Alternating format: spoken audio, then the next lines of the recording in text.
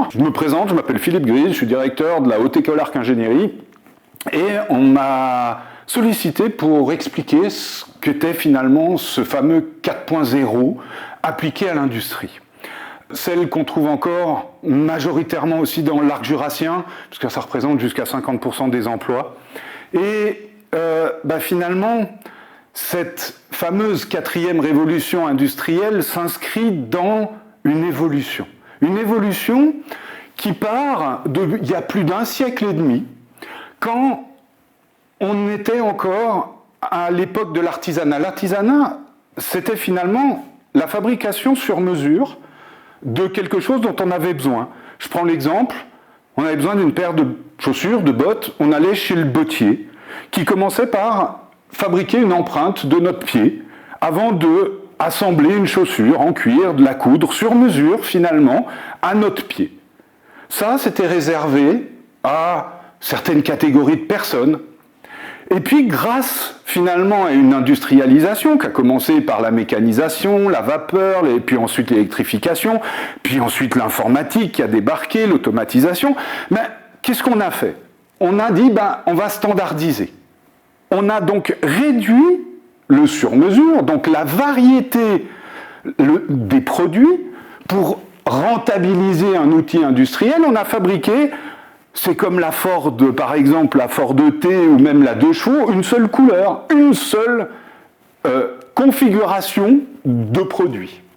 Ça, c'est ce qu'on a fait jusqu'à un pic de cette diminution de variété de produits et d'augmentation de volume dans une logique de coût, pour que le plus en plus de personnes puissent consommer des produits, jusqu'à un pic dans les années 55, 60, et déjà l'apparition de l'électronique industrielle, de l'information dans le monde industriel et de l'automatisation. Et puis, on en est aujourd'hui, après avoir vécu de la customisation de masse, où on a réussi toujours dans une logique de coût accessible par le plus grand nombre, de augmenter la variété de produits. On a aussi, en parallèle, globalisé la production, avec un monde, et on s'en est aperçu récemment avec la pandémie de la Covid, que des fois ça pouvait même nous poser problème quand on ne pouvait plus accéder à certains produits de base parce que leur production a été délocalisée. On est arrivé à un point où cette courbe subit un embranchement, et puis c'est là où on va retrouver ce fameux terme industrie 4.0 qui nous promet en fait un changement. Un changement dans cette évolution, et si vous voyez cette courbe qui évolue, cette révolution, elle s'inscrit dans une évolution qui retourne logiquement vers un artisanat. Ça veut dire une capacité de fabriquer à la demande, sur mesure, des produits, mais d'une manière industrielle, avec ces deux logiques de remettre de la production au plus propre du consommateur, régionalisation, et puis bien entendu la personnalisation. Être capable de fabriquer comme l'artisanat d'il y a plus d'un siècle et demi, à la demande des biens. Ok. Comment on fait ça? On regarde déjà d'où vient cette industrie 4.0. Elle provient d'un mouvement qui est né en Allemagne. Le terme industrie 4.0 est un terme qui est une initiative politique de l'économie, de la recherche, de la formation, pour dire il faut qu'on s'empare du digital et de sa capacité à changer la façon dont on fabrique notre industrie. Et puis, c'est bien beau d'avoir une politique de dire, voilà, il faut changer des choses, mais encore, il faut savoir comment. Et puis, c'est là où c'est intéressant, parce qu'on voit apparaître deux autres choses, à part ce terme Industrie 4.0. On voit quelque chose qui s'appelle Labs Network, Industrie 4.0, un réseau de laboratoires. J'y reviens juste après. Et puis aussi cette standardisation. C'est bien beau de changer des choses, mais encore faut-il que ça s'installe dans la durée et qu'on y mette un minimum de règles pour qu'on puisse logiquement travailler à long terme avec ce qu'on va décréter, expérimenter et standardiser. En fait, une des clés, c'est l'expérimentation. La culture allemande industrielle ressemble beaucoup à la culture suisse, dans le sens où c'est pas la Silicon Valley, c'est d'abord de l'industrie de biens, de produits, de choses palpables, pas dématérialisées. Typiquement les voitures allemandes, tout le monde les connaît. Et en fait, pour changer un peu, pour persuader les entreprises de changer, il y a un besoin fondamental dans ce monde digital qui évolue très vite et qui offre énormément de possibilités de technologie, de voir qu'est-ce qui est pertinent pour son domaine d'activité industrielle. C'est pour ça qu'en Allemagne, depuis une dizaine d'années, ils ont créé des centres d'expérimentation qu'ils ont appelés Smart Factory. En fait, une Smart Factory est forcément liée à un domaine particulier.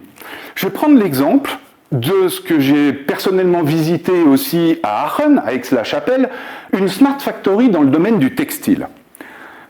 La majorité de la production textile, nos chemises, nos t-shirts, etc., a été délocalisée ailleurs qu'en Europe pour des questions de coût.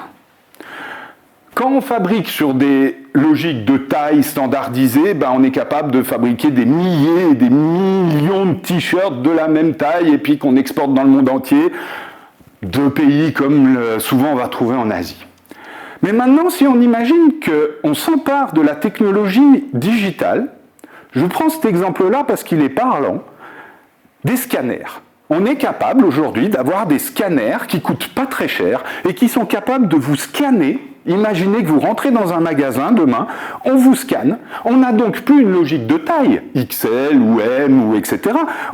On a votre besoin. Et puis, si on adapte l'outil de production pour être capable en peu de temps, allez, disons, est-ce qu'on est capable d'attendre 48 heures une chemise ? Oui, pourquoi pas ? Pourquoi pas la fabriquer sur mesure avec un outil industriel qui aura été connecté, rendu beaucoup plus agile qu'aujourd'hui et capable de fabriquer à la demande depuis un magasin, une chemise qui est sur mesure. L'artisanat, mais version industrielle, à des coûts qui sont comparables avec ce qu'on produit aujourd'hui avec toute la logistique, par exemple dans des pays asiatiques. C'est ça qu'en Allemagne, ils sont mis à expérimenter à travers ces Smart Factory. Ces Smart Factory sont souvent des partenariats entre, et c'est fondamental, ça fait le lien avec la partie non seulement économique mais recherche, les institutions de recherche, donc c'est souvent des partenariats publics-privés avec des centres de recherche qui amènent des compétences et des entreprises qui testent et qui s'emparent des technologies qui leur semblent pertinentes. Et au milieu de ça, l'émergence de nouveaux standards par finalement l'expérimentation et l'appropriation des entreprises, des industries, dans ce qu'ils considèrent comme pertinent. Ça, c'est l'Allemagne. Mais nous, on n'est pas à l'Allemagne. Déjà, on a une chance incroyable, c'est qu'il nous reste de l'industrie. D'autres pays sont en train de dire, pas loin, frontaliers, ça nous permettrait de réindustrialiser. Oui, nous on n'a pas ce problème-là. On a encore en Suisse la chance d'avoir une industrie qui est présente, basée sur des savoir-faire. Et encore une particularité encore plus grande, si vous voyez cette carte avec les emplois dans le domaine industriel, un arc jurassien, dont l'école, la Arc Ingénierie et l'école, c'est énormément, l'école d'ingénieurs, et énormément d'emplois dans ce secondaire, plus de 40%. Et on n'y fait pas de la voiture. On y fait des produits microtechniques basés sur des savoir-faire, des racines très profondes, puisque les écoles, les premiers technicums horlogers remontent à plus de 150 ans avant l'industrialisation même. On a tout ce tissu industriel fait aussi de petites et moyennes entreprises hautement industrielles et hautement spécialisées. C'est un réseau très dense qui finalement aujourd'hui, un peu comme les Allemands, qui est spécialisé dans la fabrication de produits, qui a une histoire industrielle de 2 siècles, ça veut dire qu'on a passé 3 révolutions industrielles, donc on devrait arriver à passer la 4e, on a préservé des savoir-faire, on forme toujours des horlogers selon des standards qui remontent à longtemps, même si des technologies ont évolué. Ces savoir-faire sont encore là, on a un ADN qui est unique, C'est rare. Je ne connais pas d'autres régions où on voit le micron grand comme 1 mètre et que ça paraît normal à tout le monde. Et on a une image d'excellence à travers le Swiss Made, à travers la qualité suisse, et c'est pas mal de commencer une révolution industrielle avec ça comme racine et comme avantage. On a aussi un énorme avantage. On a tous les gens qui travaillent depuis la matière première, la fabrication des moyens de production, les machines, jusqu'aux manufactures horlogères, les industries du medtech qui produisent ici des prothèses, des implants. On a tout dans un mouchoir de poche. On prend encore, enfin jusqu'à pas longtemps, on prenait encore l'avion, parce que la confiance, elle se gagne en se connaissant. L'humain reste central. On doit apprendre à se faire confiance. C'est pas par Skype que ça se passe. On fait des réunions de travail, mais pour apprendre à se faire confiance, il faut à un moment donné qu'on voit, qu'on se rende compte et qu'on se rencontre. Donc on a cette chance d'avoir tout. Pour se connecter, c'est plus simple quand tout est à proximité. Par contre, on a un défi. On a un écosystème existant basé sur cette fabrication de produits physiques qu'il faut absolument faire comprendre la culture du digital. C'est ce terme acculturé là qui est important, c'est de se dire mais finalement c'est pas notre monde, mais comment on s'en empare pour en faire une valeur ajoutée pour une culture qui va continuer à fabriquer des produits, mais avec cette idée de autrement. Et tant qu'à faire, en gagnant plus d'argent, en étant plus efficace. Alors, nous, au Técolarc, on s'est dit, inventons un nouvel imaginaire. Un nouvel imaginaire de l'industrie, de la nôtre, de celle qui produit des produits de luxe, que ce soit l'horlogerie, la joaillerie, les medtech, les implants, les prothèses et d'autres, comme la connectique, comme l'aérospatiale. C'est souvent des petits volumes qu'on a à produire, avec une grande valeur ajoutée, une grande qualité, une grande fiabilité. Tout notre savoir-faire d'ici. Alors on s'est dit, imaginons un modèle où le client final, consommateur citoyen, qui prend conscience qu'on ne peut plus forcément bousiller la planète en même temps que tirer autant de profit industriellement, que ça soit lui qui soit au cœur qui soit lui le patron de l'usine. C'est lui qui demain va dire, dans la logique de ma chemise tout à l'heure, je veux ça, j'appuie sur un bouton, elle va être fabriquée pour moi. C'est lui qui va finalement, contrairement à ce qui s'est passé jusqu'à présent, où on imagine ce que le consommateur va vouloir, qu'on le fabrique dans un réseau mondialisé avec des stocks et qu'on les pousse vers les consommateurs en lui disant « t'as besoin de ça, faut acheter ça », imaginons que lui, demain, il puisse dire en consommateur responsable citoyen, moi j'ai besoin de ça et je veux ça. Et qu'on lui propose et qu'on lui fabrique quand il en a besoin. C'est ça, cette idée de modèle d'affaires centré sur le client final. Ça ne marche que si on a une chaîne d'information qui va depuis le client jusqu'au dernier des sous-traitants impliqués dans la fabrication d'un produit. Mais avec le digital, avec ce qu'on a vécu, nous, comme révolution avec le smartphone, où on a l'information en permanence à disposition. Pourquoi pas l'imaginer? Que cette information parte d'une boutique et puis soit dispatchée, traitée, jusqu'au dernier des sous-traitants pour qu'ils se mettent à faire ce que finalement le produit réclame pour le client comme il le veut. Bidirectionnel parce que comme ça, non seulement on est capable de dire jusqu'au dernier sous-traitant, mais aussi de remonter l'information pour la traçabilité, pour savoir quand il a été fabriqué, d'où il vient, est-ce que on a consommé combien, par exemple, d'énergie. Si demain le consommateur commence à dire, moi ça m'intéresse de savoir, de connaître finalement l'empreinte de ce que moi j'achète, on sera capable de le faire. Une logistique interconnectée, il faut que tout le monde soit au courant de qui fait quoi, enfin tout le monde soit au courant, c'est-à-dire logiquement que les gens qui sont interdépendants dans cette fabrication sachent quand est-ce qu'ils doivent fabriquer par rapport à un autre ou bien à l'interne d'une entreprise. Et puis cette production qui aujourd'hui est conçue encore pour être rentable quand elle fabrique beaucoup, c'est-à-dire pour la production de masse. Eh bien, avec des technologies aujourd'hui, y compris d'intelligence artificielle, y compris avec ce qu'on appelle du machine learning, ou toute ce 4.0, toutes ces notions qui se cachent derrière le 4.0, cette production devrait être connectée donc, pour avoir la bonne info au bon moment, agile, être capable de changer un produit à l'autre. Et puis autonome, pour être la plus efficace possible, être capable de s'adapter en permanence. Ça ne veut pas dire sans humain, mais dans la logique d'une autonomie de décision et beaucoup plus grande qu'aujourd'hui. Si on expérimente ça, on va forcément aussi, à un moment donné, se dire on a besoin de nouveaux métiers et une nouvelle organisation du travail. On ne peut pas imaginer qu'aujourd'hui, une fabrication comme elle a été pensée il y a plus d'un siècle, avec de la masse, avec du standard, faut faire ce travail en tant de temps, avec des méthodes qui chiffrent, qui décrivent les choses. Demain, si on veut être agile et autonome, il faut repenser aussi ces méthodes. Et donc ces organisations du travail. On est encore très basé sur ces silos où le marketing va dire au développement ce qu'il doit faire, au design aussi, puis des méthodes qui vont s'emparer des choses et qui vont dire c'est comme ça qu'on doit produire. Aujourd'hui, l'information, elle va être beaucoup plus transversale. On dit même que l'information devient liquide. Donc, il y a un impact sur la façon dont on travaille et qu'on s'organise. Et puis, bien évidemment, là derrière se cache aussi une urgence qui est une planète qui brûle.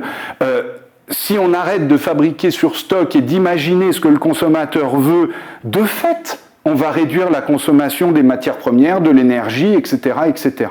Donc, on va aussi, à travers cet imaginaire, ce nouvel imaginaire, vers une industrie plus responsable, plus durable. Ça, en tant qu'école, nous, on s'est vraiment, dans un premier temps, focalisé pour dire cette production de produits microtechniques, qu'ils soient horlogers, joailliers, medtech, il doit être connecté, agile, autonome. Alors on a imaginé une usine où des machines seraient à la taille des pièces qu'on produit, pas si grandes. Une montre, elle tient dans un diamètre de, 70 mm, tout. Adaptons les moyens de production à cette dimension-là. Et puis du coup, une usine, demain, elle tient dans un appartement. Elle est plus centralisée comme aujourd'hui. Je vous passe une vidéo où vous pouvez voir notre concept. C'est une usine autonome où toutes les petites lucarnes là sont des briques technologiques. Vous pouvez imaginer qu'on a une machine qui est une fraiseuse, qui va commencer par enlever de la matière dans une des petites niches indépendantes, en bois.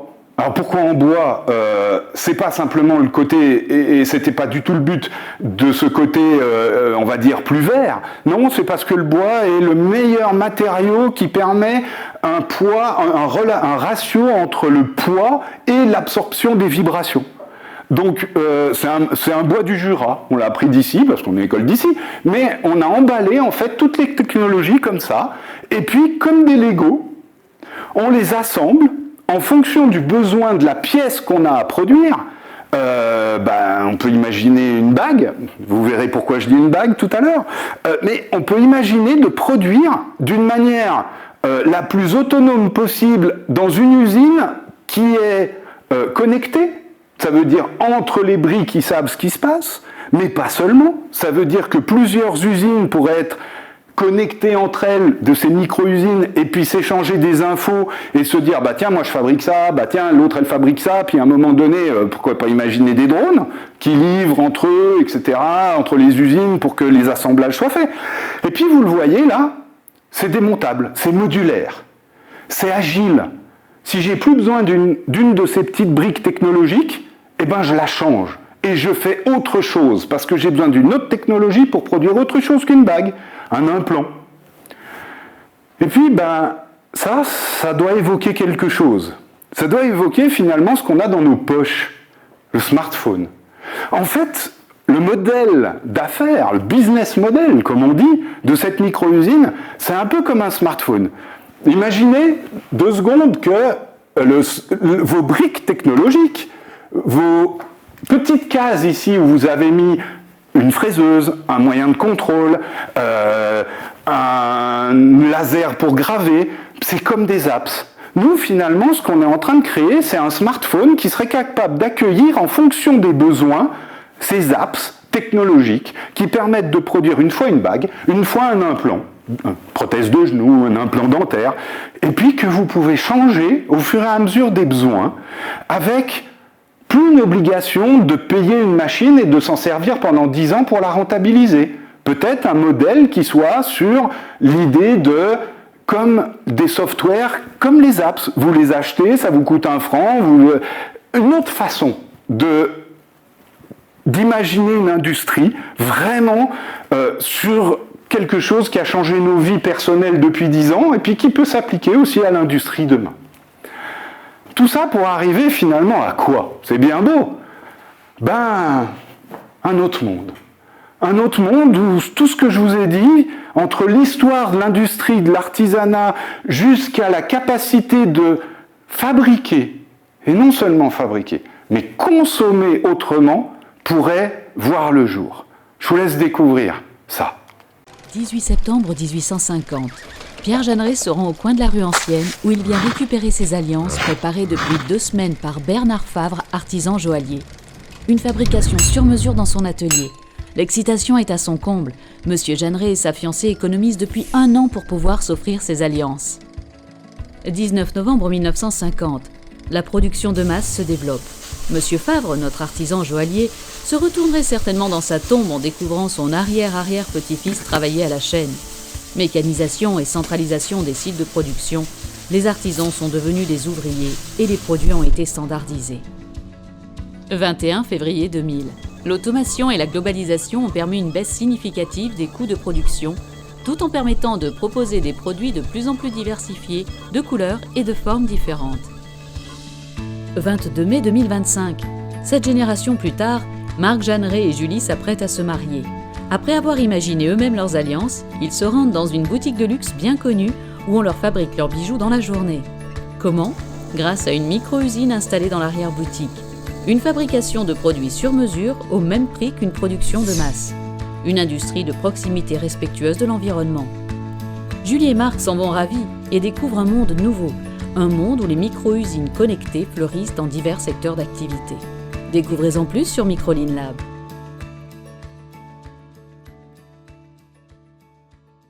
Voilà, j'espère que vous avez compris un peu mieux ce qui se cachait derrière ce terme 4.0.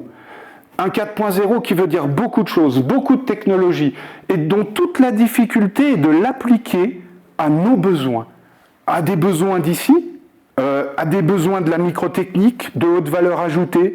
Alors j'espère que vous aurez compris la démarche de notre école, de concrètement expérimenter, parce que c'est une vision, mais ça permet aussi à toutes ces entreprises, comme les Smart Factory allemandes, de venir tester, de venir comprendre, et puis de prendre ce qui les intéresse dès aujourd'hui pour les appliquer à leurs produits.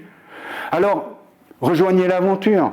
Que vous soyez jeune, moins jeune, entreprise, contactez-nous. Venez voir, venez discuter. Nous, on se dit qu'on pourrait bien changer 2-3 trucs, et j'espère que vous avez compris à travers cette présentation qu'on essaye d'aller dans le bon sens. Merci.